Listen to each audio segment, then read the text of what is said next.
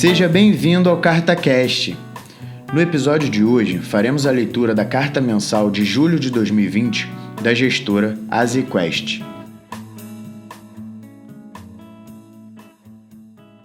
Carta mensal, julho de 2020. O movimento de valorização de ativos de risco, em especial das bolsas, iniciado após o anúncio de medidas de estímulo em meados de março, tem se expandido para classes de ativos mais arriscados. Nesse contexto, o destaque esse mês foi a forte correção do valor do dólar frente às principais moedas, com o euro sendo um catalisador importante desse movimento. O motivo? O acordo sobre o Fundo de Recuperação aprovado na reunião do Eurogrupo, no meio do mês. Apesar de algumas concessões importantes feitas aos países mais austeros, o grupo conseguiu aprovar um fundo de 750 bilhões de euros, sendo 390 bi em doações e 360 bi de empréstimos, recursos que poderão ser disponibilizados aos países entre 2021 e 2024. Por mais que não seja um montante especialmente expressivo quando comparados aos estímulos fiscais concedidos durante a pandemia, a aprovação desse pacote foi muito importante ao confirmar o compromisso do grupo com a preservação da unidade da moeda nos momentos de crise. Esse compromisso sugere um menor risco de ruptura da região, o que levou à forte queda nos juros dos países da periferia. O euro avançou 4,6% frente ao dólar, enquanto o juro de 10 anos da Itália recuou 0,25 pontos percentuais.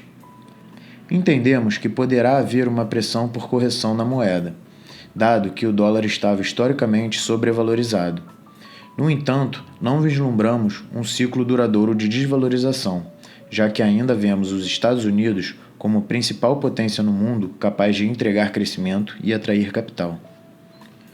Nos Estados Unidos, o quadro é de avanço da epidemia de Covid-19 em regiões do Sul e Costa Oeste, o que levou à interrupção do processo de reabertura em alguns estados, onde os indicadores de atividade de alta frequência já indicam que a economia parou de melhorar desde as primeiras semanas do mês. Ainda que seja importante monitorar essa pausa da recuperação, ainda não alteramos nossa expectativa de queda do PIB de 4,8% em 2020. Entendemos que há espaço para a retomada da recuperação nos próximos meses e o novo pacote de auxílio do governo, que está sendo discutido no Congresso e trará mais cerca de 5% do PIB de impulso, será um motor importante nesse segundo semestre. À medida que o tempo passa, o mercado também se volta cada vez mais para o tema eleições, que ocorrerão em novembro. As pesquisas têm apontado que a liderança de Biden tem ficado cada vez mais folgada, com a crescente percepção de que o atual presidente dos Estados Unidos não tem conseguido comandar corretamente a luta contra o coronavírus. Dados mais recentes sugerem ainda que o Senado poderá passar a ter maioria democrata. Nesse momento, vemos a vitória de Biden como mais provável, embora Trump seja capaz de reduzir essa diferença, principalmente quando começarem os debates. No Brasil, o processo de reabertura das atividades econômicas seguiu em curso, levando a uma recuperação mais rápida dos indicadores de atividade, nessa primeira parte da retomada. Por isso, mantivemos nossa projeção de menos 5,3% para o PIB de 2020. Mesmo com o quadro de expansão da epidemia, em especial para os estados do centro-sul do país, podemos observar uma gradual expansão da atividade, que, ainda assim, segue substancialmente abaixo do período pré-crise, portanto, um ambiente de elevada ociosidade. Seguimos acompanhando com cuidado os indicadores de mercado de trabalho, de modo a avaliar a dimensão da deterioração da capacidade de consumo das famílias no médio prazo, quando houver a retirada dos auxílios emergenciais. Após divulgação dos últimos dados de inflação, reduzimos nossa projeção do IPCA 2020 de 1,5% para 1,3%. Julgamos equilibrado o balanço de riscos ao redor dessa projeção, com os fatores de riscos de alta vindo principalmente dos preços de alimentos, enquanto os riscos de taxas ainda mais baixas podem vir da inflação subjacente, com redução expressiva na margem em função da ociosidade. Para o ano que vem, projetamos IPCA em 2,9%, resultado substancialmente abaixo da meta. Nesse contexto, entendemos que o Copom deve manter a Selic em um patamar bastante estimulativo ao longo do restante de 2020 e 2021, de modo a possibilitar a sequência de recuperação da economia.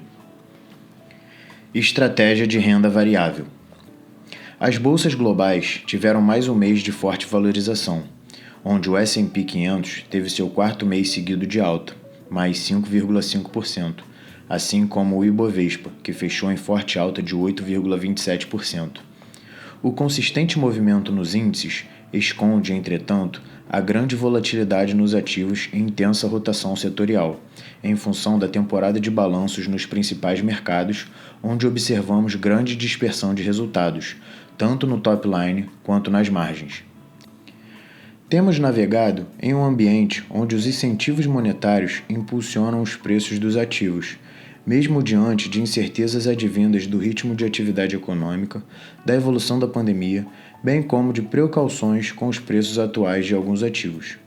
Com isso, o mercado oscila perto de suas máximas recentes, buscando alternativas de bons investimentos a preços ainda atrativos, o que gera grande oscilação do preço de ativos individualmente, mas menor volatilidade nos índices como um todo. Nossos fundos de ações apresentaram forte valorização, com destaque para o Azequest Top Long Bias, que fechou o mês com alta de 13,3%, superando o IBRX em quase 5%. Os setores de varejo e serviços financeiros foram destaques positivos. Os fundos long and short fecharam o mês com performance positiva, marginalmente acima do CDI, com ganhos nas posições compradas em varejo, serviços financeiros e elétricas, e perdas com as posições vendidas em bens de capital e consumo. Aumentamos nossas posições bruta e líquida comprada. Estratégia macro. O movimento de risk-on, impulsionado pelos estímulos monetários ao redor do mundo que temos observado desde abril, ganhou mais um capítulo esse mês. O destaque foi a desvalorização do dólar frente a praticamente todas as moedas, o que indica um movimento de search for yields, com investidores propensos a tomar mais risco, tanto em ativos financeiros com taxas de juros mais altas, quanto em ativos reais, como commodities e ações. Este foi mais um mês de resultados muito positivos para nossos fundos multimercado e de renda fixa. O Azequest Multimax fechou o mês com resultado de 2,27%, acumulando 2,10%, ou 107% do CDI esse ano, recuperando boa parte das perdas de março. Destaque para os ganhos com o book de renda fixa, com as posições aplicadas em juros, que novamente se beneficiaram do fechamento das curvas de juros real e nominal. Também tivemos ganhos relevantes com o livro de bolsa brasileira, tanto com a posição direcional comprada quanto na de long and short. Outros livros apresentaram ganhos marginais. Estratégia crédito. Os ativos de crédito seguiram se valorizando, mantendo a tendência dos últimos 2 meses, trazendo nova forte valorização para nossos fundos de crédito. O Azequest Lucy fechou o mês com performance de 1,57%, ou 809% do CDI, e o Azequest Altro com 2,08%, ou 1.068% do CDI. Novamente, com os principais ganhos vindo da carteira de debêntures em CDI. As emissões primárias voltaram a ser distribuídas ao mercado, ao contrário de meses anteriores, onde a prioridade de alocação era dos balanços dos bancos, com maior foco nas emissões incentivadas. Participamos de 4 operações, contudo fomos pouco alocados. O mercado secundário manteve sua tendência de fechamento dos spreads com boa liquidez e aproveitamos para manter o trabalho de otimização do carrego dos fundos. Ainda que os spreads de crédito tenham fechado, fato que gerou a forte valorização recente, as taxas de carrego implícitas nas carteiras dos fundos ainda se encontram em níveis bastante acima dos respectivos objetivos de longo prazo, o que indica que os fundos seguirão apresentando retornos atrativos nos próximos meses. Estratégia arbitragem. O Azequest Low Vol teve resultado marginalmente abaixo do CDI, com o menor resultado da estratégia de financiamento e reversão, que não ofereceu tantas oportunidades de giro como em meses anteriores. Confiamos no retorno da liquidez e dessas oportunidades para os próximos meses. O Azequest termo teve resultado acima do CDI, dentro do seu objetivo.